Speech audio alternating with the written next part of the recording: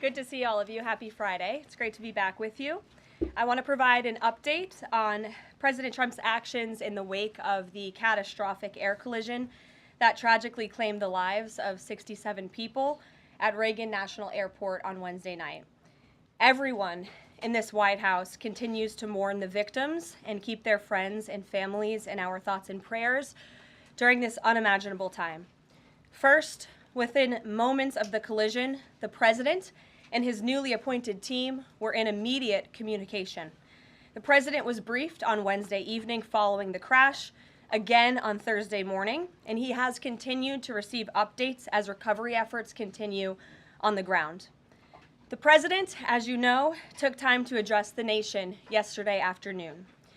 To deliver accountability, President Trump swiftly signed a memorandum directing an immediate assessment of the Federal Aviation Administration to ensure the federal government is maintaining the highest personnel and policy aviation safety standards. The memorandum directs the Secretary of Transportation and the FAA Administrator to immediately review all hiring decisions and changes to safety protocols made during the prior 4 years, and to take all necessary corrective actions to achieve uncompromised aviation safety. The review will include a comprehensive assessment and reversal of any deterioration in hiring standards and aviation safety standards and protocols during the previous administration. Aviation safety was addressed by President Trump before this tragic collision even took place. On his second day in office, the president signed a memorandum to immediately stop Biden DEI hiring programs and return to non-discriminatory, merit-based hiring.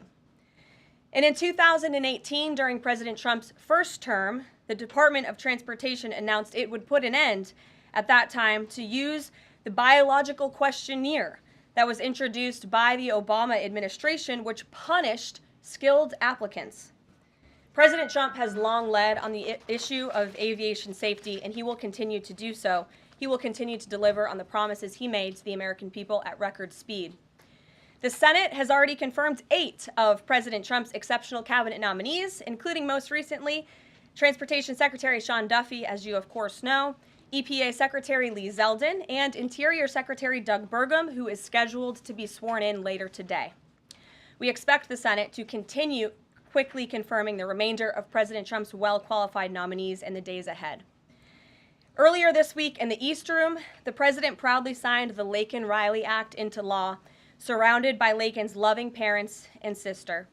This common-sense bipartisan law mandates the federal detention of illegal aliens who are accused of theft, burglary, assaulting a law enforcement officer, and any crime that causes death or serious bodily injury, like the animal who murdered Laken Riley in cold blood.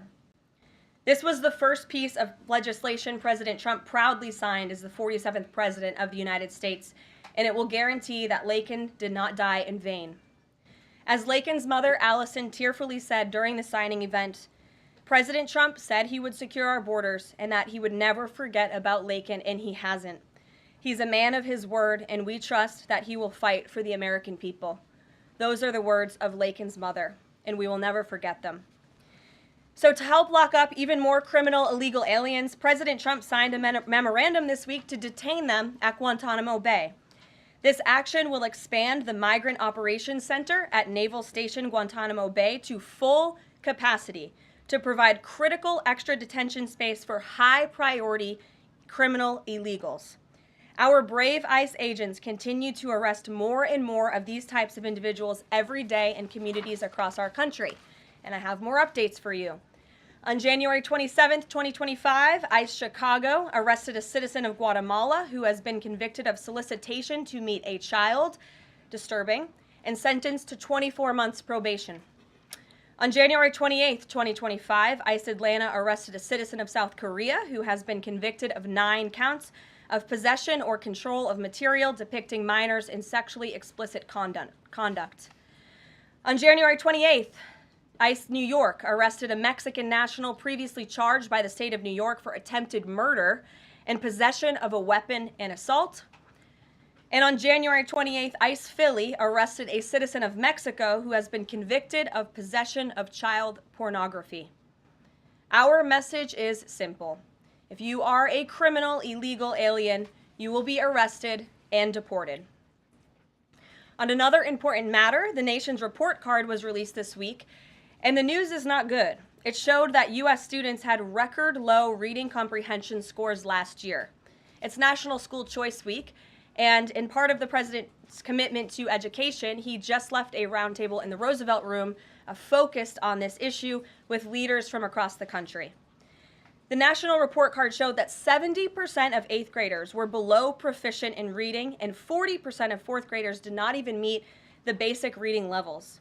This is completely unacceptable to the president, and he continues to take aggressive actions to address this education problem in our country. He signed an executive order this week prohibiting federal funding of the indoctrination of our children, including radical gender ideology and critical race theory in the classroom. The president believes American education should focus on cultivating patriotic citizens who are ready for the workforce.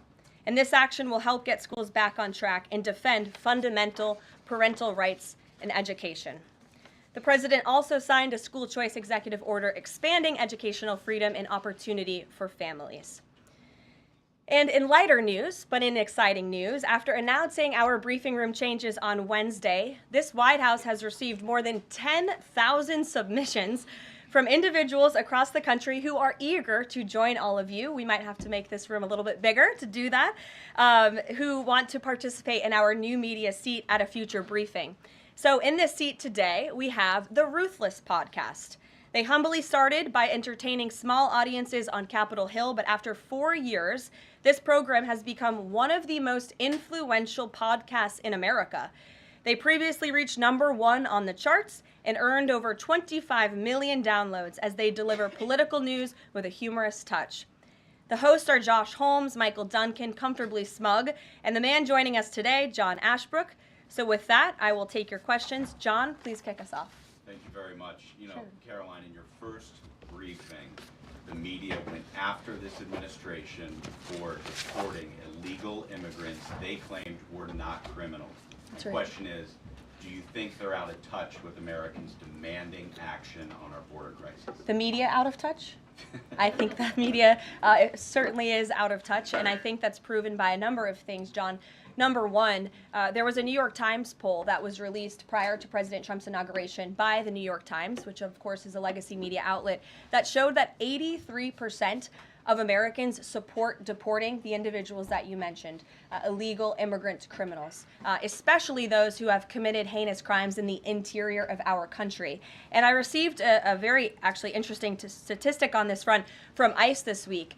97% of the deportations that this administration has made thus far are of individuals who had a removal order from the previous administration, but were never removed from the interior of our country. So this shows that the previous administration was actually defying our laws, and all this administration is doing is simply following the laws, the immigration laws of this great country. Thanks for the question, John. Anything else? No, that's it. Okay, great. Peter. Thanks, Caroline. If President Trump is telling us that air traffic control towers are staffed with unqualified controllers, these DEI hires who never should have been brought on, then it's not safe to fly commercially, is it? Mm-hmm. The president was asked and answered this yesterday, and he believes that it is still indeed safe, and Americans should feel safe traveling our skies. With that said, two things can be true at the same time, and we certainly have seen the deterioration of federal hiring standards at the Federal Aviation Administration, and the president wants to increase those standards. He wants pilots in this country who have the great responsibility of flying American citizens by the tens of millions every single day to be chosen for that position based on their merit and their skills. And so the administration will continue to prioritize this. Was the air traffic controller in the DCA tower on Wednesday night hired or not fired at some point because of his or her race? That investigation is ongoing. And so when we have updates on the exact individuals who were involved in the collision, including the air traffic controller, also the pilots of the helicopter and others, we will confirm those. I don't want to confirm names from this podium today. We're not in a position to do that. But I will say the president has still rightfully pointed out that there has been problems with the aviation industry over the past several years.